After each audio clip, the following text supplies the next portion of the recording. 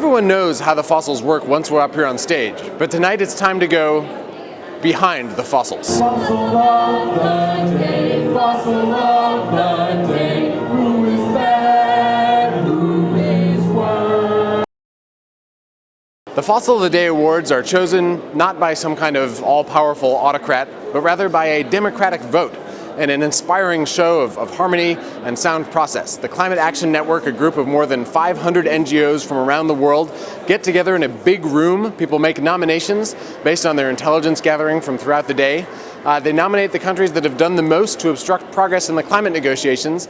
Then there's a rigorous and vital debate, and finally, there's an actual vote where hands are raised, hands are counted, tallies are conducted, and the winning countries are revealed. If it's incredibly close, sometimes, for example, you'll have 329 hands for one country, 329 for another, then we'll do a runoff race, and only the country that wins the most will win first place. So in other words, it's a highly scientific process. During the fossil ceremony, I explained that the winning countries are inscribed in bulletproof envelopes sealed in a safe that's submerged below the bay here in a cave accessible only by mermaid. And all of that is literally true. But there's also another side to the preparations.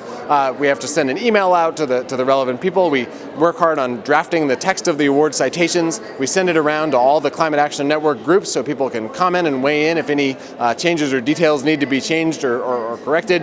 Sometimes we're moved to craft a song that would particularly dishonor that night's winners.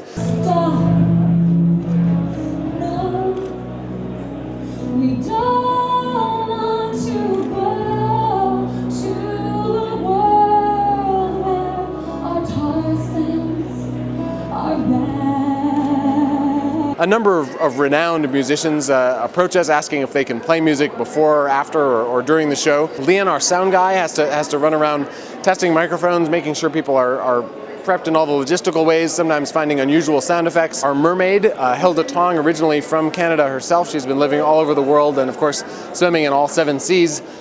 She normally resides in the Mermaid Cove, which is a few miles north of here, but for the Fossil Week, she's been staying with a number of other of Oz staff and preparing herself for a fossil-type presentation each evening just before the show. My co-host Catherine Trajan and I have to change from our day clothes into our evening wear. Of course, the tuxedo is not for fossil use alone. It's what I normally would wear after 6.